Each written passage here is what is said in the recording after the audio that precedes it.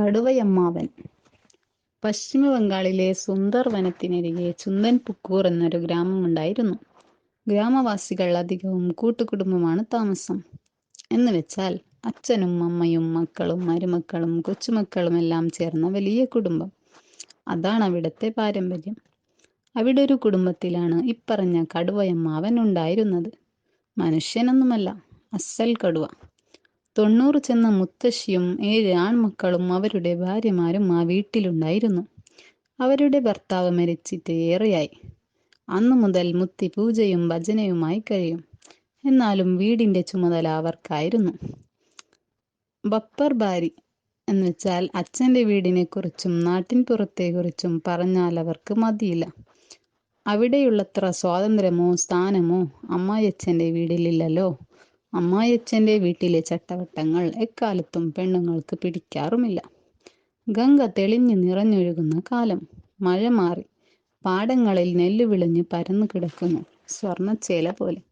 ആകാശം നീലിമയാർന്നു, നീലിപ്പെട്ടുപോലെ, പട്ടുപോലെ. ദുർഗാപൂജ നടക്കുന്നതിക്കാലത്താണ്. അതാണ് അവിടുത്തെ ഏറ്റവും വലിയ ഉത്സവവും. വിരുന്നു പോകുകയും കാഴ്ചകൾ കൊടുക്കുകയും പുതുവസ്ത്രങ്ങൾ വാങ്ങുകയും പുടവ കൊടുക്കുകയുമെല്ലാം നടക്കുന്നതും അപ്പോഴാണ്. എൻ്റെ അച്ഛൻ തന്നെ വന്നു. 1 കൊല്ലമായി അച്ഛനെ കണ്ടിട്ട്. പണ്ടത്തെ പോലല്ല, അച്ഛൻ്റെ തല നരച്ചിരിക്കുന്നു. മൂത്തവളായ മീരാബെൻ പറഞ്ഞു, നിന്റെ വീട്ടിൽ നിന്ന് ആരാ വന്നത്? അവൾ രണ്ടാമത്തവളായ മോജോബെന്നിനോട് ചോദിച്ചു. എൻ്റെ ദാദാ വന്നു, അവൾ പറഞ്ഞു. ഇങ്ങനെ പോയി വർത്തമാനം. ഇതെല്ലാം കേട്ട് ഏറ്റവും ഇളയവളായ ചോട്ടാബേൻ മിണ്ടാതിരുന്നു. ഒടുവിൽ മീരാബേൻ ചോദിച്ചു, ചോട്ടാ, നിന്റെ വീട്ടിൽ നിന്ന് ആരാ വന്നത്? അവൾ ഒരു നെടുവീർപ്പിടുക മാത്രമേ ചെയ്തുള്ളൂ. എന്നാലും ഒന്നും മിണ്ടാതിരിക്കുന്നതെന്തിനാ? നിർബന്ധം കൂടിയപ്പോൾ അവൾ പറഞ്ഞു, മൂത്ത ചേട്ടത്തി, ഞാനൊരു അനാഥയാണെന്ന് അറിഞ്ഞുകൂടെ? എനിക്കാകെ ഒരു വല്യമ്മാവൻ മാത്രമേ ഉള്ളൂ. അദ്ദേഹം വന്നതുമില്ല.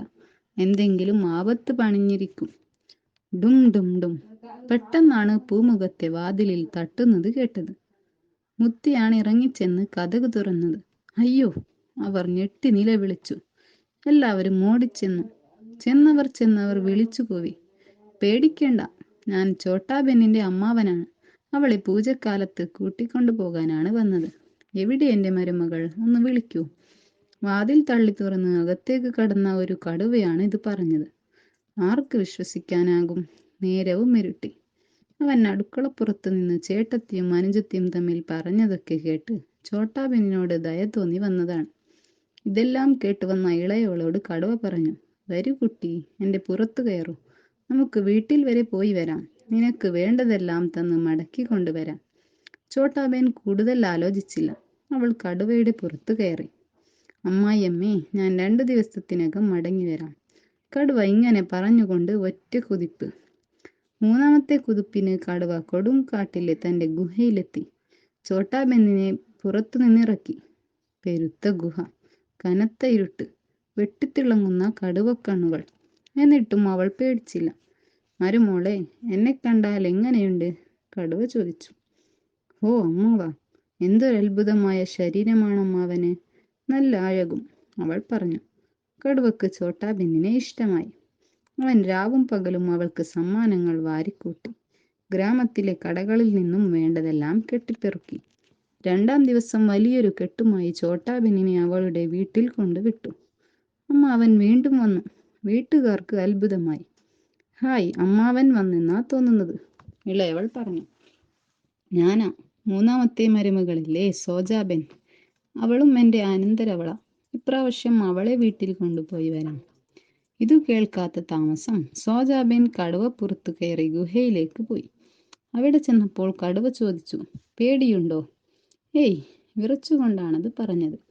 മോളെ, എന്നെ കണ്ടാൽ സുന്ദരനല്ലേ? അയ്യോ, അമ്മാവനെ കണ്ടാൽ എന്തൊരു വികൃതി രൂപമാണ്, ഭയങ്കരം. അതെയോ? എൻ്റെ കണ്ണുകളോ? അമ്പോ, തീക്കട്ട പോലെ. കടുവക്ക് ചൊടിപ്പായി. അപ്പോൾ എൻ്റെ മൂക്കോ? ഇതുപോലെ ചപ്പിയ മൂക്ക് വേറെ ഇല്ലപ്പാ. കടുവക്ക് ദേഷ്യമായി. അവൻ മുരണ്ടു തുടങ്ങി. എൻ്റെ മണം നന്നല്ലേ?